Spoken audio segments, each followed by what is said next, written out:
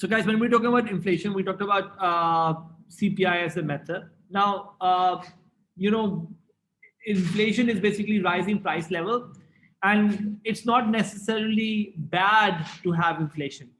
Why is something I want to talk about today. Some kind of inflation is actually sometimes said to be desirable, which is good. People prefer to have some kind of inflation. Why is that so? Because if you have inflation which is less than 5%, okay, we say this is a very mild inflation, which can actually be good for competition. I'll give you an example. Let's say if I'm working in a firm and next year they give me a raise, it will always make me feel good, make me feel motivated and all that. Let's say next year if they don't give me any raise, I'm not going to feel motivated. So firm can only give me a raise if they're able to increase price. If they're not able to increase price, they will not give a raise to worker. So some kind of increase in prices is desirable for the economy because that will make people to be more motivated. Similarly, if inflation is roughly 5 to 9%, right? If it's like 5 to 9%, we say this that it's mild inflation, or which is still desirable, but you need to make sure it doesn't go beyond that 9 to 10%. And the reason is very simple. If you go to a vendor and next day you go to a vendor again and you find out that he's increased his prices by 10% or more, you might not like it. Make sense? 10%, more than 10% kind of a price rise is kind of like undesirable unless there is something big happening. You may not want to sort of make the price to go up that much. Make sense? So we say if the inflation level is rate is basically between 5 to 9%, we say it's mild inflation, which must be kept under control to make sure there's no future difficulties. Then comes basically 10 to 19%. Now, this is where we say that this is where inflationary pressure will start to build up. This is the time when you feel that you need to keep things under control because people may not get enough in terms of wages. So, for example, if inflation is like 15%, right? If inflation is 15%, let's call inflation I, okay? If inflation is 15%, but the wage is increasing by, let's say, 10%, you will see the real wage to be minus 5%. So you will see a lot more people may not be compensated. So there will be people who will ask for higher wages, or lender will ask for higher interest, and savers might be getting like 7 to 8%, but inflation is like 10 to 19%. They will also be unhappy. Nobody gives you that much return. A good business sort of gives you like more than 10% return. That's a good business return in modern economies. So you are looking at a time when anything beyond 10 is undesirable kind of a situation, and we need to then come up with policies which need to control inflation, because if it goes beyond even 20%, beyond 19%, you will lead to what we call serious inflation. And in serious inflation, we say this that you might see a lot of lack of confidence in the economy. So economic relations are in real danger of breaking down. What relationships am I talking about? What relationships are in danger of breaking down? Lender borrower relationship. Like lender may ask for something super high, borrower may not be able to afford it, and therefore lending and borrowing, or firm and employee relationship. That relationship will also be, because employer would say, hey, I'm not being able to increase my prices that much, or if I'm increasing my prices, I may not give you that much salary increase, and so that could also get affected. So you can see a lot more relationships can get are in real danger of breaking down. And confidence in money is seriously eroded. What do you mean by confidence in money? There was a time when people thought that rupee was losing its value quickly. They started sort of saving up money in dollars. In fact, people still do it. People try to save in dollar rather than save in rupee, because saving in rupee might not be useful. Yes. Question. Somebody was saying something. You guys get that? Does that make sense? So you would say confidence in money is seriously eroded. People may start saving in different currencies, or may start saving in properties or other things where they feel inflation might not be affecting significantly. Then comes a rate of 50 and above on an annual level. It's called signs of hyperinflation, where inflation is so high that domestic economic structures are almost on the verge of collapsing. Your currency becomes worthless in foreign exchange market and internally. People do not want to trade in rupee. They may not want to sort of, for example, transact in rupee, where goods basically become more important than a rupee, and that's the kind of situation where the economy is probably uh, in a bad shape, and so that's basically 50 and above. You guys with me? Does that make sense? So, guys, the summary of this table, if I can give you one minute summary, is this: that not all inflation is undesirable. Some inflation is desirable. That's an important lesson to remember. And then higher rates of inflation may need to be checked, because if we don't do that, then you can have a serious situation at hand. Got it? Whenever we hear word inflation, we always like, oh my God, inflation is happening so bad, so bad. It's not the case. It's not really bad, because you need some inflation. What kind of inflation? How much is what you need? 5 to 10%. Well, less than five. Honestly, less than five is super desirable.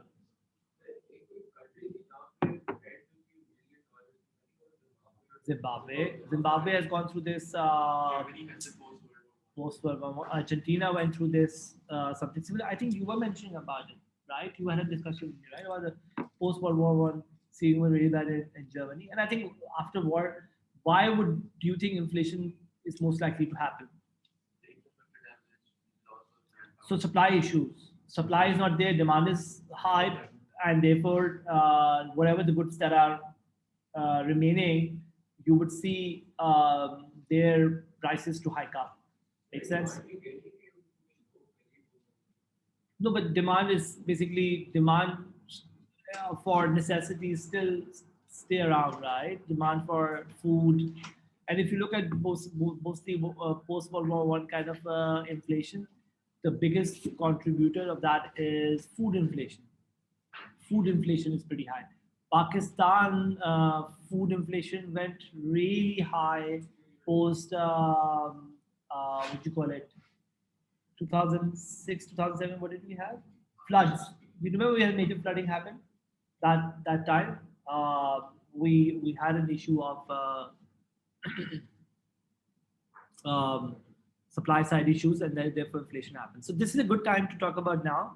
Uh, what are the problems of measuring inflation? And this is, guys, a very popular exam question. You know, what are the various problems of measuring inflation? So the first part of the question would be, how do we measure inflation, which is what we've discussed. The steps of measuring inflation, you use CPI. But then they talk about second part. It's a 12-mark question. Why? What are the various problems of measuring inflation? So this is kind of like an important discussion. Number one, remember we create a basket of goods, right? How do you create a basket? You conduct a survey, right? And you choose some 500 odd goods. Are those goods a true representative of everyone's expenditure? Maybe not. If I'm somebody who's a pensioner, I might be 20% of the population. Do you think my basket will be similar to the basket? And the answer is no. If I'm a rural sort of individual who lives in the rural part of the country, maybe I'm not represented by that basket as well. So when you look at a basket, it's a typical household, which means an average household, and not everyone is included in that. And that's why this may not be applicable to all people. The purchasing habits of different people will clearly vary greatly. For example, the basket of a family with children will be very different from that of an elderly couple or a single person with no children. How do I solve the problem of having a basket that is not representative? Anyone? How can I solve the problem of having a basket that is not representative? So Adam is saying make a different basket. Do you guys agree? I would say find a different rate of inflation for different people. For example, you say, hey, you are elderly. This is the rate of inflation for you because we conducted a survey with all the elderly and made a basket, and therefore this is your rate of inflation. In fact, in India, there are like 10 to 12 different rate of inflation. There is a white collar inflation rate. There's a blue collar inflation rate. There's an urban, rural, uh, elderly, and even in other countries which are developed, they try to find out different rates of inflation to know different kind of effect of prices on different baskets, because it's not right to have a same basket for everyone. Make sense? So first problem, the basket is typical, which may mean many people will be left out. Secondly, the weights that you use, again, we conduct a survey, we find out what people are spending on, right? The weights used to construct the average price level are fixed, which means they don't change often. As a result, the effect on inflation rate of an increase in the price of a particular good is sometimes overestimated. Why? Because like sometimes let's say some things become expensive. What you do is typically when the price goes up, you may buy a substitute, a cheaper substitute, right? So when the consumers switch away from it and purchase other cheaper substitutes, its significance of weight should go down. But the problem is once we assign weights, we don't change them often. Goods may lose popularity, goods may lose the relative importance, and so on and so forth, which means weights need to keep on being revised. But you don't do that because when you conduct a survey, which is really expensive and extensive, you don't really want to go back and revise the weights that often. Make sense? How can we solve the problem of these weights?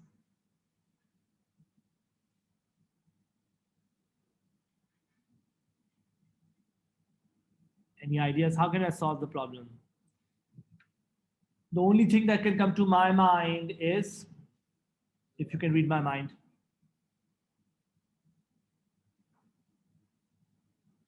Yes, mere bacha, my history student. What do you think? Keep revising the weights. Do a little bit of hard work, get the information and keep revising the weights.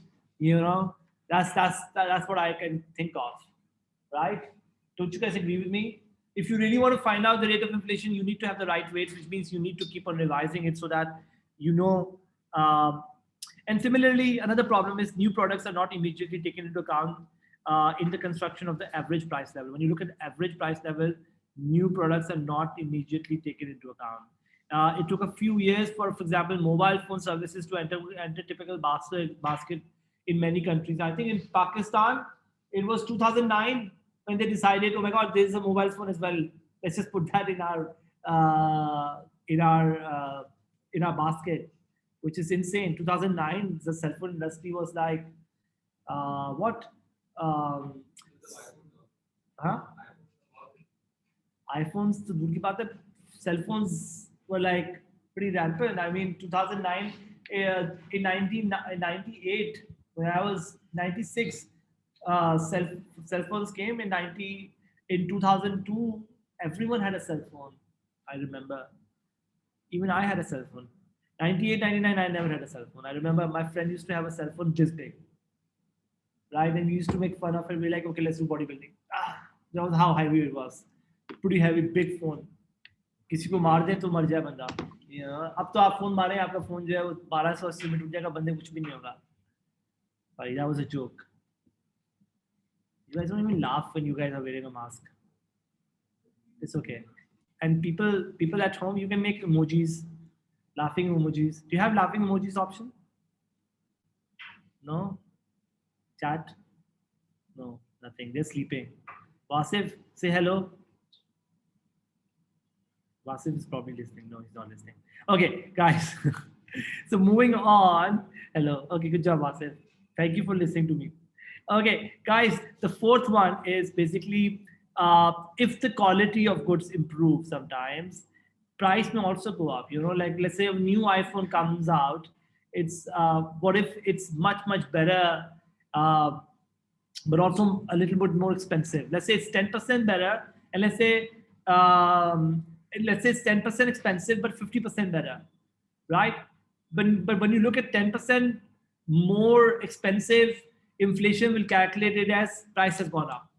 When in reality, the product has become better.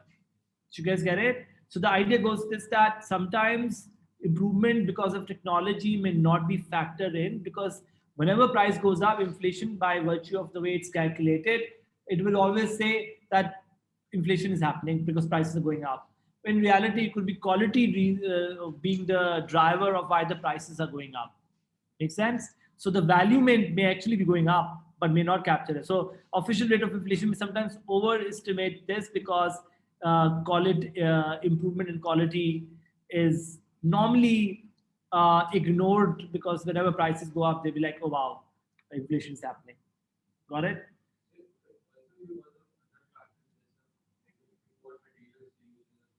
Yeah, that you can call inflation if the cost is generally going up. But if let's say you use imported material in a car, which makes the car quality go up. Let's say Toyota says this, that right now we are using mainly Pakistani made sort of parts. We're going to now import those parts, and they will come right from Japan, and that will make your car durability go up significantly. So the price will go up. And in that case, when the price goes up, will you take that as inflation or a different product altogether? You should take it as a different product altogether. But what you do instead is that you like, oh, cars are now becoming expensive.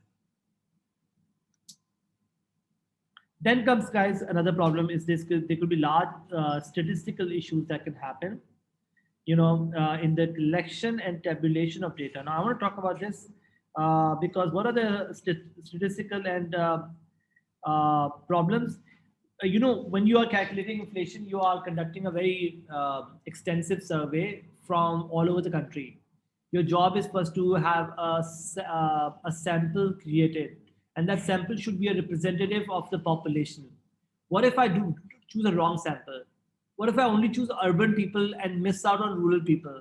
Or what if I don't choose elderly and I choose really young people? So this is called a sampling error.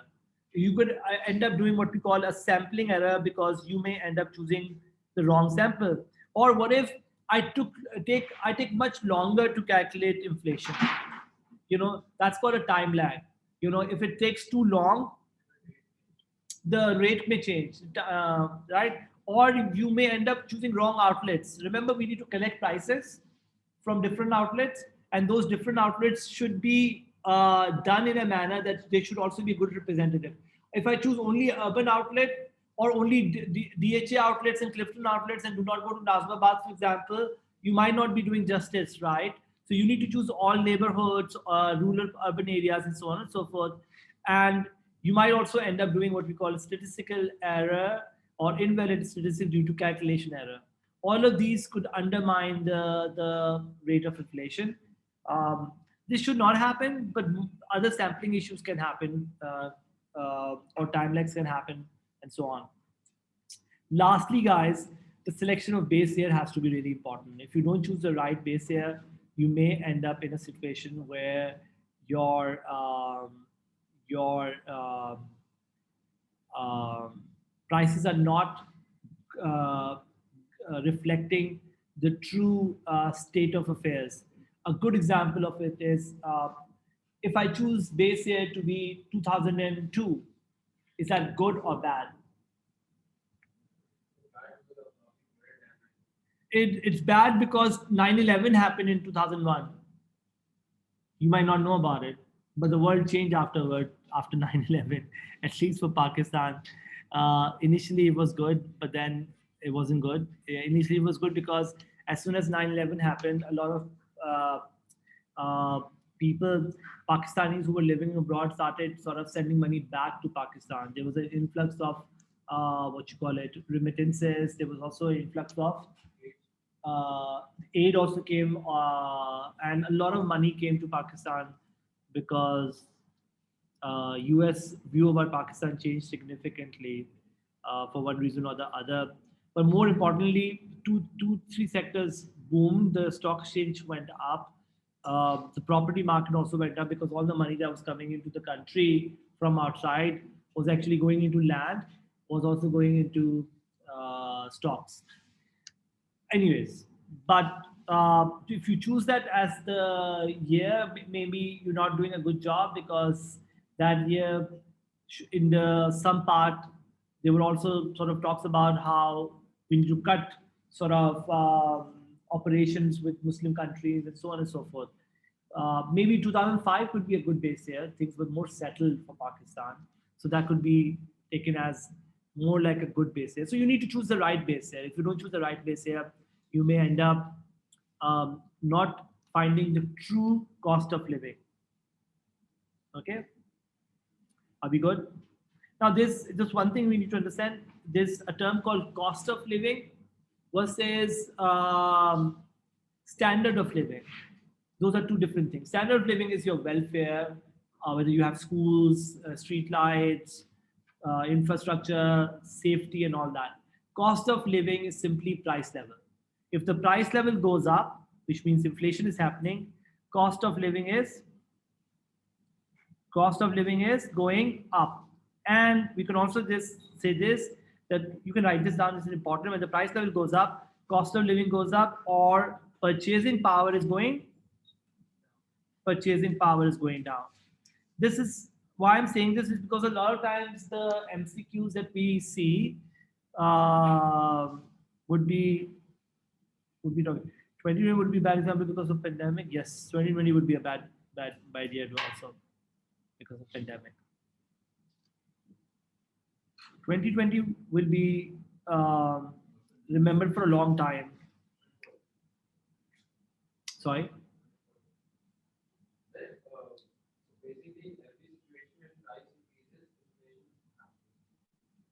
If the price increases, prices persistently and generally increasing, which means for all goods for a longer time, then inflation can happen. One good that can make inflation happen quickly is oil. If oil prices go up, it can affect all sectors and therefore can make inflation happen. Other than that, there are not many sectors where one good is so powerful to affect multiple goods at the same time. Make sense, guys? Are we good? I'm done for today.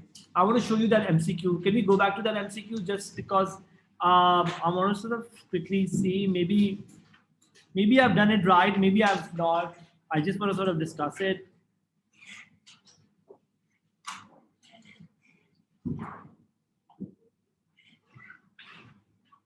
This one, guys, look at this. I think I chose B, which was wrong. Yeah, I chose B. Look at this. Here, the rate of inflation is rising. So they're talking about price level.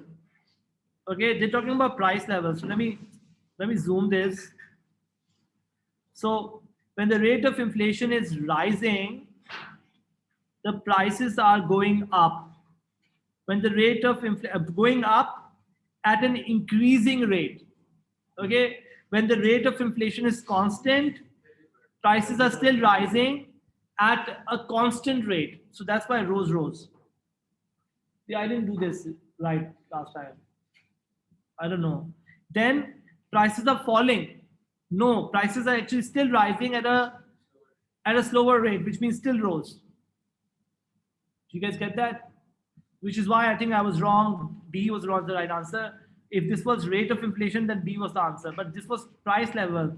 And then here, if rate of inflation is negative, prices are falling. Make sense? So that's why D is the answer and not B. Okay? Are we good? Now you guys can go. Thank you very much.